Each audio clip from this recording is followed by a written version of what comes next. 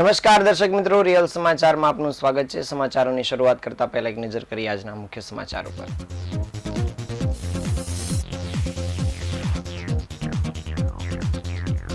સુરતમાં પોલીસ દ્વારા કોમ્બિંગમાં ડ્રોન કેમેરાથી તપાસ, 100 થી વધુ પોલીસકર્મી જોડાયા। પાકિસ્તાનમાં ધોળા દિવસે જ્વેલર્સમાં લૂંટનો પ્રયાસ, દુકાનદારે પ્રતિકાર કરતા લૂંટારુઓએ ઘાતકી હુમલો કર્યો। રાજપીપળામાં છેલ્લા 20 વર્ષથી ચાલતી મા કામલ નર્સિંગ કોલેજને રાજ્ય સરકારની મંજૂરી ન હોવાનો ઘટસ્ફોટ।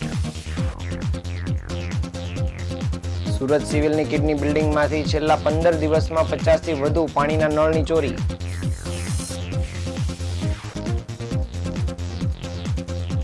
બીજીપી કપ વોલીબોલ ટુર્નામેન્ટમાં પોલીસ કમિશનર દ્વારા તમામ ખેલાડીઓ સાથે ગેટ ટુગેધર કાર્યક્રમ યોજાયો। સુરતમાં 100 કરોડથી વધુના હવાલા કૌભાંડમાં એસઓજીએ વધુ 5 આરોપીની કરી ધરપકડ।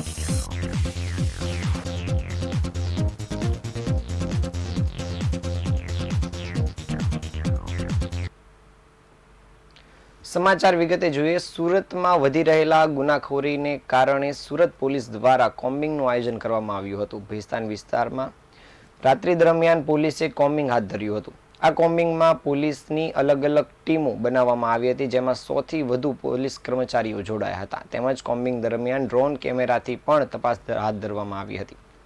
સુરત શહેરમાં દિવસે ને દિવસે ગુનાખોરી વધી રહી છે, તેમજ અસામાજિક તત્વો પોલીસને ગણકારતા ન હોય તેવા પણ બનાવો સામે આવી રહ્યા છે। ત્યારે ભેસ્તાન વિસ્તારમાં પોલીસ દ્વારા રાત્રિ દરમિયાન કોમ્બિંગનું આયોજન કરવામાં આવ્યું હતું। ભેસ્તાન આવાસ વિસ્તારમાં પોલીસે કોમ્બિંગ હાથ ધર્યું હતું અને સુરત શહેરના ડિંડોલી પોલીસ સ્ટેશન વિસ્તારમાં આવેલા ભેસ્તાન આવાસ વિસ્તારમાં ડીસીપી ઝોન 2 વિસ્તારના ડિંડોલી, લિંબાયત, ઉધના, ગોડાદરા તેમજ સલાબતપુરા પોલીસ સ્ટેશનના અધિકારીઓ કર્મચારીઓની અલગ અલગ 7 ટીમો બનાવવામાં આવી હતી, જેમાં 100 થી વધુ અધિકારીઓ અને કર્મચારીઓ જોડાયા હતા। કોમ્બિંગ દરમિયાન ક્રાઇમ બ્રાન્ચની ટીમ પણ જોડાઈ હતી, તેમજ ડ્રોન કેમેરાથી પણ તપાસ હાથ ધરવામાં આવી હતી। આ કામગીરી દરમિયાન ડીજીપી ભગીરથ ગઢવીએ જણાવ્યું હતું કે ડિંડોલી પોલીસ સ્ટેશન વિસ્તારમાં આવેલા ભેસ્તાન આવાસમાં કોમ્બિંગનું આયોજન કરવામાં આવ્યું હતું અને સવારના 3 વાગ્યાથી આ કોમ્બિંગનું આયોજન કરાયું હતું। 5 પોલીસ સ્ટેશનના 100 થી વધુ અધિકારીઓ અને કર્મચારીઓની ટીમ બનાવવામાં આવી હતી અને ભેસ્તાન આવાસ કે જ્યાં 1600 થી વધુ મકાનો આવેલા છે ત્યાં કોમ્બિંગ હાથ ધરાયું હતું। આ વિસ્તારમાં હિસ્ટ્રી શીટર તેમજ એમસીઆર કાર્ડમાં રજીસ્ટર છે તે બધાને ત્યાં ચેકિંગ હાથ ધરાયું હતું। તેઓના ઘરોમાં પણ ચેકિંગ હાથ ધરાયું હતું। કોઈ પ્રતિબંધિત વસ્તુ મળી આવે કે નહીં તે બાબતે પણ તપાસ કરાઈ હતી। આ ઉપરાંત એરિયલ ચેકિંગ માટે અમે ડ્રોનનો ઉપયોગ કર્યો હતો, તેમજ બેરિકેટિંગ કરીને આખો વિસ્તાર કોર્ડન કરીને વાહન ચેકિંગ પણ હાથ ધરાયું હતું। કેટલાક લોકો મળી આવ્યા હતા, જેમની પૂછપરછ હાથ ધરવામાં આવી હતી અને જે લોકો નથી મળ્યા તેમની બાદમાં પૂછપરછ હાથ ધરવામાં આવશે।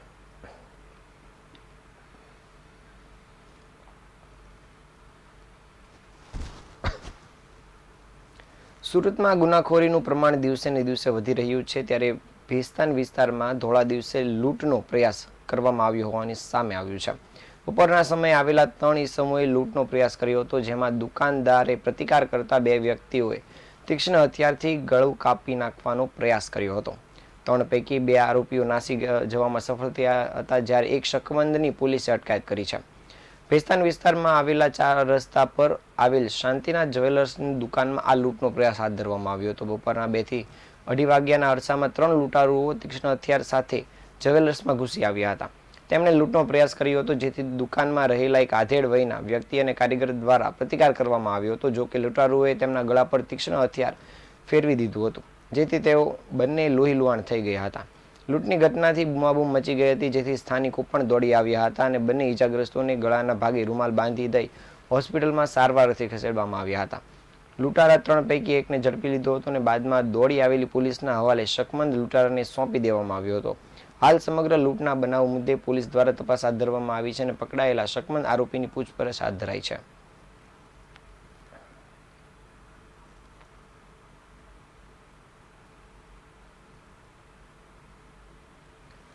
રાજપીપળા વિસ્તારમાં છેલ્લા 20 વર્ષથી ચાલતી અને હજારો આદિવાસી છાત્રાઓ પાસેથી 2 થી 3 લાખની ફી ઉઘરાવી નર્સિંગની તાલીમ આપનાર મા કામલ નર્સિંગ કોલેજને રાજ્ય સરકારના શિક્ષણ વિભાગની કોઈ મંજૂરી જ ન હોવાનો ઘટસ્ફોટ થયો છે. નર્સિંગ કોલેજ પાસે મેડિકલ કાઉન્સિલની કોઈ પરવાનગી ન હોવા સાથે રાજ્ય સરકાર માન્ય કોઈ યુનિવર્સિટી સાથે તે સંલગ્ન ન હોવાનું ધ્યાનમાં આવતા હવે તેમાંથી અભ્યાસ કરી બહાર નીકળેલા હજારો વિદ્યાર્થીઓના ભવિષ્ય પર પ્રશ્નાર્થ ઊભો થયો છે. જ્યારે આજે સુરત ખાતે આવેલ મા કામલ નર્સિંગ સંસ્થાની ઓફિસ ખાતે NSUI દ્વારા નકલી નોટો ઉડાવી વિરોધ નોંધાવવામાં આવ્યો હતો. રાજપીપળા ખાતે ચાલતી મા કામલ નર્સિંગ કોલેજના છેલ્લા 3 વર્ષથી અભ્યાસ કરતા વિદ્યાર્થીઓ અંદાજિત 80 થી 90 જેટલા વિદ્યાર્થીઓની સ્કોલરશિપ પાસ થઈ ન હતી, જે બાબતે ઓરિજિનલ ડોક્યુમેન્ટ કોલેજ આપવા માંગતી ન હતી અને ફીની વારંવાર ઉઘરાણી કરતી હતી. બેંગ્લોર પરીક્ષા આપવા લઈ જવા એક્ઝામ કોલ લેટર ના મળેની બાબતે પણ વિદ્યાર્થીઓને શંકા ગઈ હતી. તેમજ આ સંસ્થા શંકાના દાયરામાં પણ આવી હતી, જેના કારણે વિદ્યાર્થીઓએ વિરોધ કરી એડમિશન કેન્સલ કરવા ઓરિજિનલ ડોક્યુમેન્ટ પાછા માંગવા જીદ પકડી હતી. તેમજ શિક્ષણ મંત્રીએ જાહેરમાં આ નર્સિંગ સંસ્થાને રાજ્ય સરકારની કોઈ મંજૂરી મળી ન હોવાનું જણાવ્યું હતું. ત્યારબાદ નર્સિંગ કોલેજને જે માન્યતા આપે તે GMERSના સિનિયર તબીબે પણ કોલેજ અમાન્ય હોવાનો રિપોર્ટ આપ્યો હતો. મા કામલ નર્સિંગ કોલેજમાં અભ્યાસ કરી બહાર નીકળેલા હજારો વિદ્યાર્થીઓના ભવિષ્ય પર હાલ પ્રશ્નાર્થ ઊભો થયો છે. જ્યારે આજે સુરતના લાલ દરવાજા ખાતે આવેલ મા કામલ નર્સિંગ સંસ્થાની ઓફિસ ખાતે NSUI દ્વારા નકલી નોટો ઉડાવી વિરોધ નોંધાવવામાં આવ્યો હતો, તેમજ સૂત્રોચ્ચાર કરવામાં આવ્યા હતા. વિરોધના પગલે પોલીસ દ્વારા NSUIના કાર્યકર્તાઓની અટકાયત પણ કરવામાં આવી હતી.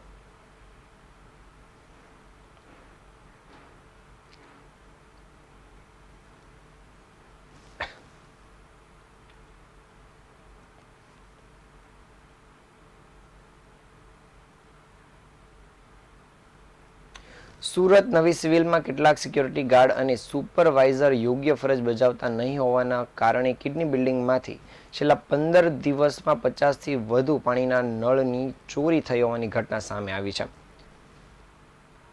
જ્યારે ચોરી થવાના કારણે સતત પાણી વહેવાના લીધે ડોક્ટર, દર્દીઓ અને તેના સગા સંબંધીઓની હાલત કફોડી થઈ ગઈ છે. ત્યારે તંત્ર માત્ર તપાસ કરીએ છીએ તેવું રટણ ચલાવી રહી છે. સુપ્રિન્ટેન્ડન્ટ તો આ ઘટના ધ્યાનમાં હોવાનું કહીને કાર્યવાહી કરવાનું કહી રહ્યા છે. સુરત નવી સિવિલ હોસ્પિટલ અવારનવાર આવા અનેકો બનાવોને કારણે ચર્ચામાં રહેતી હોય છે. ત્યારે આ વખતે નવી સિવિલ હોસ્પિટલની કિડની બિલ્ડિંગમાં ટ્રોમા સેન્ટર, OPD વોર્ડ સહિતના જરૂરી વિભાગમાં બાથરૂમ અને વોશ બેસિનમાં હાથ ધોવા અને જરૂરી ઉપયોગ કરવા માટેના પાણીની વ્યવસ્થા માટેના નળની ચોરી થઈ હોવાની ઘટના સામે આવી છે. છેલ્લા 15 દિવસની અંદર બાથરૂમ સહિતની જગ્યાએથી 50થી વધુ પાણીના નળની ચોરી થઈ હોવાનું સામે આવ્યું છે. જ્યારે નળ ચોરી થયા બાદ જ્યાં સુધી બીજો નળ નહીં નાખે ત્યાં સુધી પાણી વહેતું રહે છે, જેને કારણે લોકોને પણ ભારે તકલીફ પડી રહી છે. પરંતુ સિવિલમાં સુરક્ષા અને સલામતી માટે ત્યાં સિક્યોરિટી ગાર્ડ કે સિક્યોરિટી સુપરવાઇઝર યોગ્ય ફરજ કેમ બજાવતા નથી કે નળ ચોરી કરનાર શખ્સને કેમ પકડતા નથી અને હાલમાં પાણીના નળની ચોરી થાય છે પણ તેની તંત્ર કોઈ ગંભીર નોંધ લેતું નથી, તેને લઈને પણ હાલ સવાલો ઊભા થયા છે. તો દર્દીના સારવાર માટે જરૂરી સાધનો અને સહિતની કિંમતી વસ્તુઓની પણ ચોરી થાય તેવી શક્યતા જોવા મળી રહી છે.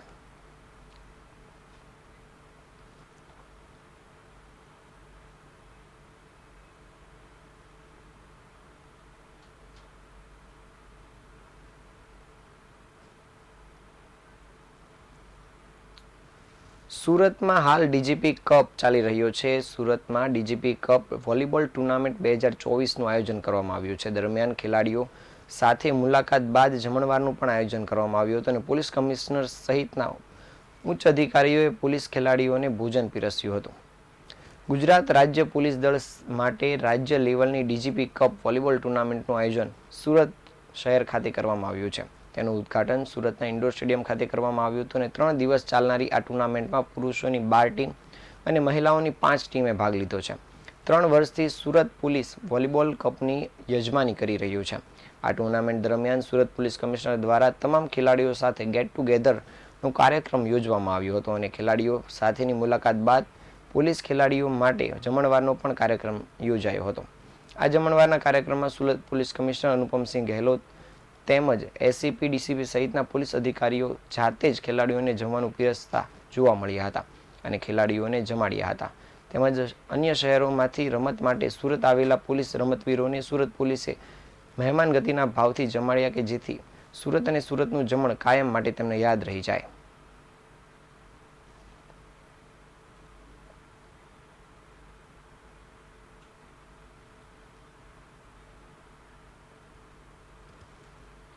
સુરતમાં 100 કરોડથી વધુનું હવાલા કૌભાંડમાં એસઓજીએ વધુ 5 આરોપીની ધરપકડ કરી છે, જેમાં 3 આરોપીઓ અમદાવાદથી, 2 આરોપીઓને સુરતથી ઝડપી પાડવામાં આવ્યા છે. એચએમ આંગડિયા પેઢીના સંચાલકની પણ ધરપકડ કરવામાં આવી છે અને અમદાવાદના મનીષ ઠક્કરની પણ ધરપકડ કરાઈ છે. સુરતમાં 100 કરોડથી વધુનું હવાલા કૌભાંડ મામલો એસઓજી પોલીસે વધુ 5 આરોપીની ધરપકડ કરી હોવાના સમાચાર સામે આવ્યા છે અને 3 આરોપીની ધરપકડ અમદાવાદથી, જ્યારે 2 આરોપીની ધરપકડ સુરત ખાતેથી કરવામાં આવી છે. અમદાવાદ સેટેલાઇટ એચએમ આંગડિયા પેઢીના સંચાલકની પણ ધરપકડ કરાઈ છે, જ્યારે મિતેશ ઠક્કરની પણ ધરપકડ કરાઈ છે. તમામ લોકો સાયબર ફ્રોડના રૂપિયા યુએસડીટીમાં કન્વર્ટ કરી વિદેશમાં હવાલાથી મોકલતા હતા. પાકિસ્તાન, દુબઈ, બાંગ્લાદેશ, ચાઇના જેવા દેશોમાં હવાલાના રૂપિયા મોકલી કૌભાંડ આચરતા હતા. મહેશ દેસાઈ નામનું માસ્ટરમાઇન્ડ હજી પણ પોલીસ પકડથી દૂર છે. 100 કરોડથી વધુનું હવાલા કૌભાંડમાં અત્યાર સુધીમાં 13 આરોપીની ધરપકડ કરવામાં આવી છે. સુરતમાં 100 કરોડથી વધુનો હવાલા કૌભાંડ બહાર આવ્યું હતું, જે મામલે એસઓજીએ 3 આરોપીને પકડી 27 કરોડ અને 28 લાખ જેટલા બેનામી વ્યવહાર શોધી કાઢ્યા હતા. પાકિસ્તાન, અફઘાનિસ્તાન, બાંગ્લાદેશ તેમજ ચાઇનાથી હવાલા મારફત આવતા રૂપિયાની યુએસડીટીમાં કન્વર્ટ કરી આપતા મકબૂલ અબ્દુલ રહેમાન ડોક્ટર અને તેનો પુત્ર કાસિફ મકબૂલ ડોક્ટર તથા માઝ અબ્દુલ રહીમ નાડાના સ્પેશિયલ ઓપરેશન ગ્રુપે 4 દિવસના રિમાન્ડ મેળવ્યા હતા. ત્યાર પછી પૂછપરછ દરમિયાન મોટા ખુલાસા સામે આવી રહ્યા છે. પિતા પુત્રના 9 જેટલા બેંક એકાઉન્ટ ઉપરાંત વધુ 15 બેંક એકાઉન્ટની માહિતી પણ મળી આવી હતી. આ સાથે વધુ ખુલાસો થયો છે કે સુરતમાં 100 કરોડના હવાલા કૌભાંડ મામલે એસઓજી પોલીસે અમદાવાદના ઓમ પંડ્યાની ધરપકડ કરી છે. ઓમ પંડ્યા દુબઈમાં બેઠેલા મુખ્ય આરોપી મહેશ દેસાઈનો મુખ્ય સાગરીત હોવાનું સામે આવ્યું છે. હાલ પોલીસે આ 5 આરોપીઓની ધરપકડ કરી આગળની કાર્યવાહી શરૂ કરી છે.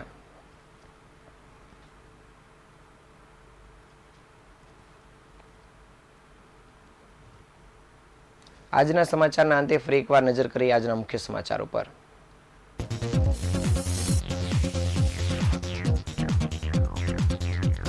સુરતમાં પોલીસ દ્વારા કોમ્બિંગમાં ડ્રોન કેમેરાથી તપાસ કરાઈ, 100 થી વધુ કર્મચારીઓ જોડાયા.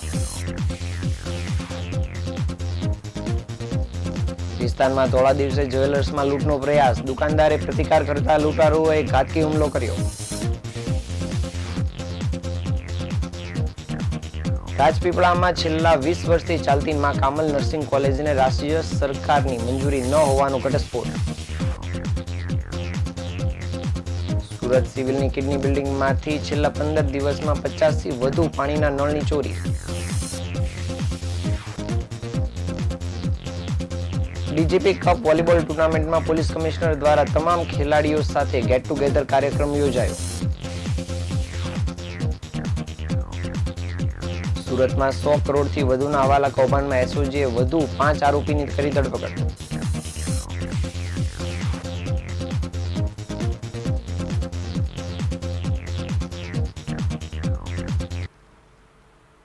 આ હતા અત્યાર સુધીના સમાચાર. નવા સમાચારો સાથે ફરી મળીશું. ત્યાં સુધી રજા આપશો. નમસ્કાર.